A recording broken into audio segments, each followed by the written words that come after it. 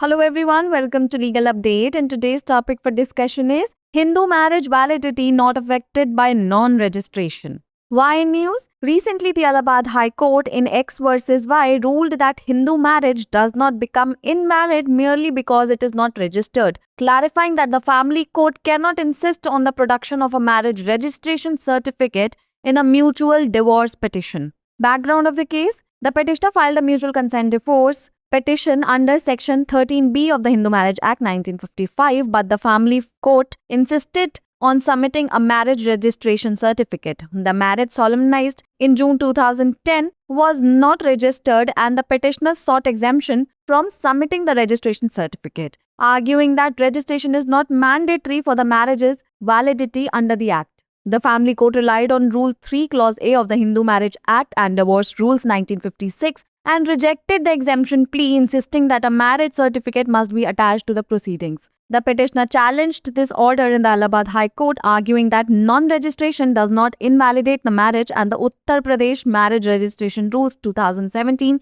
does not apply retrospectively. What were the court observations? Justice Manish Kumar Nigam of the Allahabad High Court examined the case in light of Section 8 Clause 5 of the Hindu Marriage Act, which clarifies that the omission to register a marriage does not affect its validity. The court emphasized that Hindu marriages prior to 1955 Act were not required to be registered. It further noted that purpose of marriage registration is only to serve as a convenient means of evidence, not to validate the marriage itself.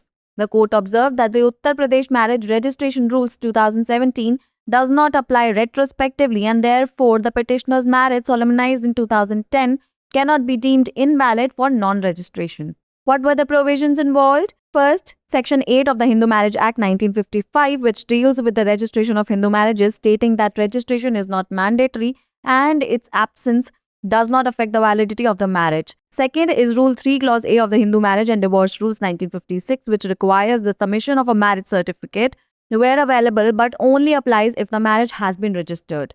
Case laws referred were: first, Dolly Rani versus Manish Kumar Chanchal, where in 2014 the Supreme Court clarified that non-registration of a Hindu marriage does not invalidate it; and second, Maharaj Singh versus State of UP, where in 2025 the Allahabad High Court upheld the failure to register a marriage does not make it invalid. It's the time for practice question.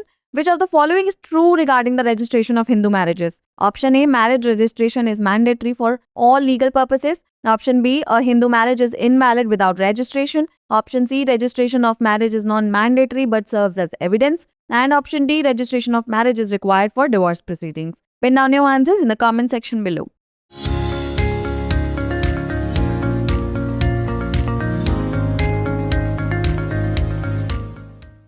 Hindu विवाह की वैधता पंजीकरण न होने से प्रभावित नहीं होती, चर्चा में क्यों?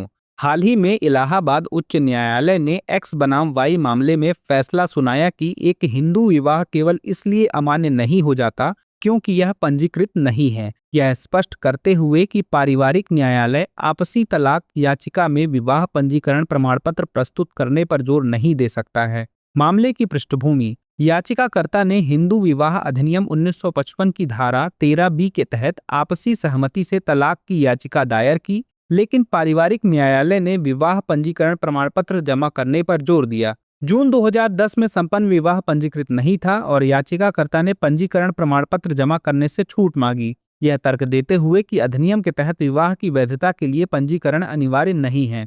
पारिवारिक न्यायालय ने हिंदू विवाह और तलाक नियम 1956 के नियम 3(1) पर भरोसा किया और छूट की याचिका को खारिज कर दिया तथा इस बात पर जोर दिया कि कार्यवाही के साथ विवाह प्रमाणपत्र संलग्न किया जाना चाहिए।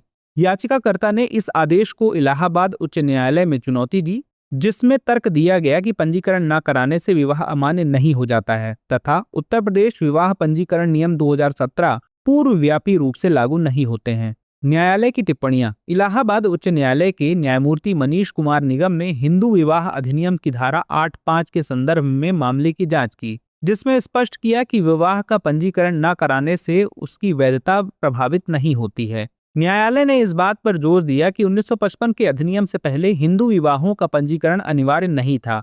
न्यायालय ने आगे कहा कि विवाह पंजीकरण का उद्देश्य केवल साक्ष्य के एक सुविधाजनक साधन के रूप में कार्य करना है, न कि विवाह को वैध बनाना है। न्यायालय ने कहा कि उत्तर प्रदेश विवाह पंजीकरण नियम 2017 पूर्वव्यापी रूप से लागू नहीं होते हैं और इसीलिए याचिकाकर्ता की 2010 में हुई शादी को पंजीकरण न कराने के कारण अमान्य नहीं माना जा सकता। शामिल प्रावधान। हिंदू विवाह अधिनियम 1955 की धारा 8 हिंदू विवाहों के पंजीकरण से संबंधित है, जिसमें कहा गया है कि पंजीकरण अनिवार्य नहीं है और इसकी अनुपस्थिति विवाह की वैधता को प्रभावित नहीं करती है। हिंदू विवाह तलाक नियम 1956 का नियम 3(1) जहां उपलब्ध हो वहां विवाह प्रमाण पत्र प्रस्तुत करना आवश्यक है, लेकिन यह केवल तभी लागू होता है जब विवाह पंजीकृत हो गया हो। संबंधित केस डॉली रानी बनाम मनीष कुमार चंचल 2014। सर्वोच्च न्यायालय ने स्पष्ट किया कि हिंदू विवाह का पंजीकरण न होना उसे अमान्य नहीं करता। महाराज सिंह बनाम उत्तर प्रदेश राज्य 2025। इलाहाबाद उच्च न्यायालय ने माना कि विवाह का पंजीकरण न कराना उसे अवैध नहीं बनाता। चलिए देख लेते हैं एक अभ्यास प्रश्न। हिंदू विवाह के पंजीकरण के संबंध में निम्नलिखित में से कौन सा कथन सत्य है? पहला, या ए, विवाह पंजीकरण सभी कानूनी उद्देश्यों के लिए अनिवार्य है। बी, पंजीकरण के बिना हिंदू विवाह अमान्य है। सी, विवाह का पंजीकरण अनिवार्य नहीं है लेकिन यह साक्ष्य के रूप में कार्य करता है। और डी, तलाक की कार्यवाही के लिए विवाह का पंजीकरण आवश्यक है।